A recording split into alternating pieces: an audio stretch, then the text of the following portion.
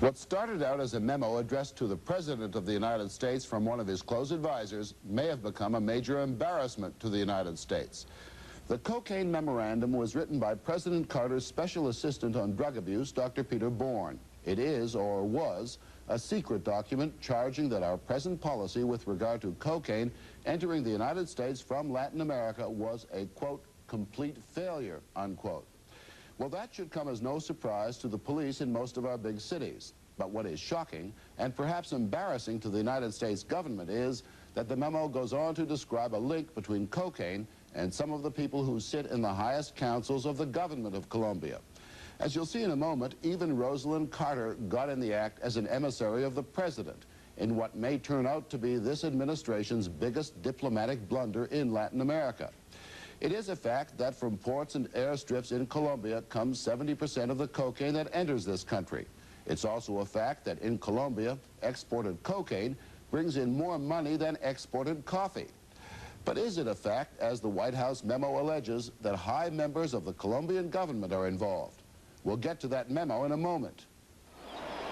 First, let's look at cocaine from a dollar point of view. This is Cartagena, a Colombian mecca for American tourists. It is also one of the main transshipment points for cocaine to the United States. It's a business worth about $500 million a year. Some of the profits are poured into luxury hotels. American agents say these 3 hotels are owned by people in the drug trade. The cocaine dollars and the tourist dollars often go to the same people. American drug enforcement agents say they know who the traffickers are, but cannot touch them. The absence of a conspiracy law in Colombia means that Colombian police can't touch them either, unless they catch one red-handed with cocaine. So our DEA undercover man in Cartagena is frustrated. All he can do is gather information. Today I talked to a contact. The contact said that there's a captain here staying at the Hotel Tocawas that belongs to one of the traffickers, and he's a captain on a vessel. He's waiting for 40 kilos of cocaine. We know that there is the cocaine is here. The local narcotic enforcement officers know there's cocaine, but without the specific information put out by an informant on which vessel, which seaman is taking the cocaine on board, we just have our hands tied here. Information that we get here is that is shipping cocaine north. It's just not customary for customs to conduct a search on a vessel leaving the port. They're not interested in anything leaving Colombia. Say, for instance, on the Gloria, that's a training vessel out of Colombia. We had information before the vessel left that there was going to be a huge shipment of cocaine going on that vessel. I followed that vessel to New York. It was an open house for the tall ships. We also had reports that they unloaded huge amounts of cocaine. Even though we had heavy surveillance on that vessel, they still unloaded the cocaine on us. There were thousands and thousands and thousands of people there. We just couldn't search everybody leaving the vessel. And so, the cocaine memorandum. It urges the president to withhold 3 helicopters to be used for narcotics control that had been promised to Colombia until that country cracks down on traffickers. Dr. Bourne's memo goes on to say, and we quote, "Some people in the State Department are willing to just give them the helicopters to avoid conflict. I oppose this and feel they're one of the only points of leverage we have. There's also some question at present as to whether the helicopters might not be used to transport cocaine rather than interdicting it." Well, the whole affair was of such urgency that when First Lady Rosalind Carter left on her tour of Latin America last summer, she had, among others, one special mission. When she arrived in Colombia, she was to tell President Alfonso Lopez Michelson that there was information alleging that a number of high-level Colombian officials were one way or another involved in the traffic of cocaine. Mrs. Carter herself did not carry the names, but she told President Lopez that Dr. Bourne, the president's special assistant and author of that memo, would come to Bogota with a list of names and supporting evidence. So Peter Bourne went to the presidential palace with that list that Rosalind Carter had promised President Lopez. It was a secret and explosive document, for not only did it name a number of low-level government officials, but 2 members of President Lopez's cabinet, the Minister of Defense and the Minister of Labor. And there was a third name, even more explosive, the man most likely to be the next president of Colombia.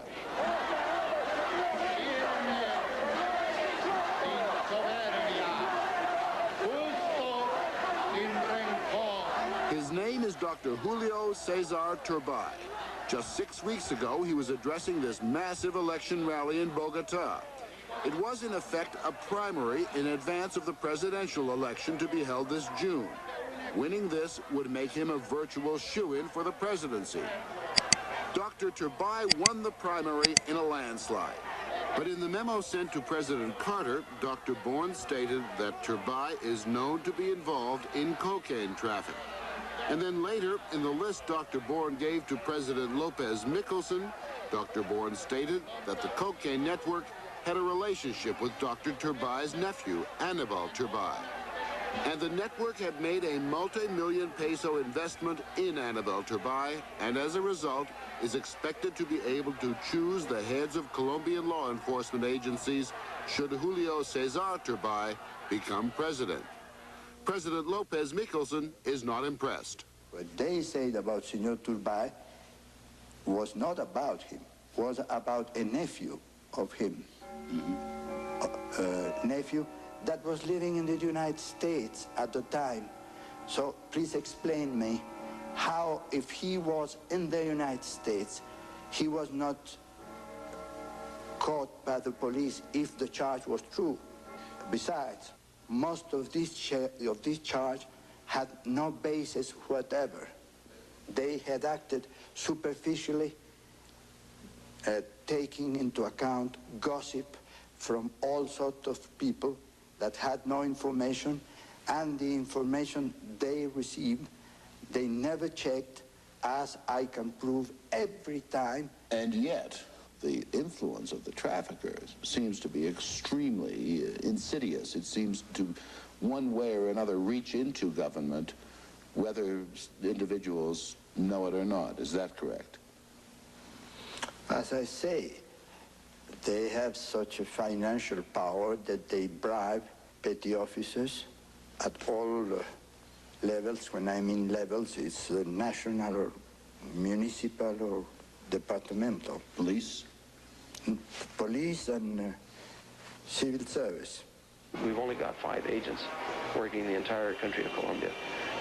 We've got just a handful of Colombian agents that are very capable of doing it, but they don't have the means, they don't have the equipment to be able to enforce the laws adequately. And the bad guys are winning the war. Why has the battle against cocaine been so difficult? Why have you not been able to knock it out? Well, let's put things the other way. Why is it so difficult for the United States to stop cocaine entering into the United States? Well, it's a small... If you have such resources, such a big army, such a powerful navy, such an army force, and you cannot stop cocaine entering the United States, how do you expect a small country with a coast on the 2 oceans, fighting with far less resources than the United States, to avoid cocaine entering into Colombia? Let's be frank about it. We are not corrupting the Americans. The Americans are corrupting us. We are not selling our cocaine in Times Square. But much of the profits of those sales, no matter who does the selling, returns to Colombia.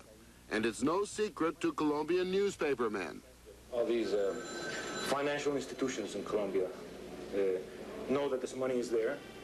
The government knows it's there because it wouldn't have opened that famous sinister window in the National Bank to channelize all this money that the government knows comes from drug traffic. What's this sinister window? It's called La Ventanilla Siniestra, a sinister window in the National Bank where dollars are traded without asking where they come from. Any kind of dollars. And the government knows that 90% of the dollars that are traded there come from drug traffic.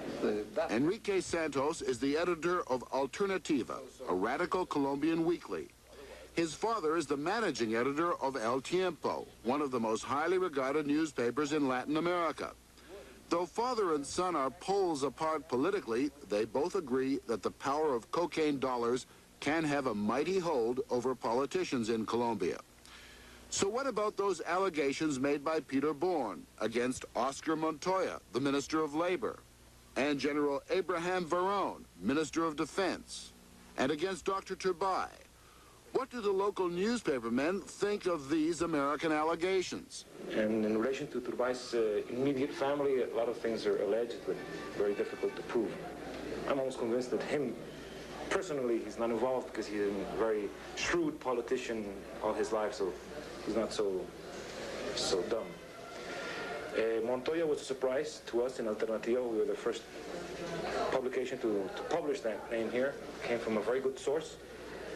But in a way it was surprising because this person hasn't been identified with this kind of deals, no? He's a very reactionary person, but apparently he was an honest guy.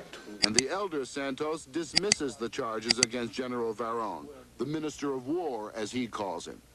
Really, I honestly can say that we have not found yet one single connection between Minister of War and the cocaine or marijuana traffic.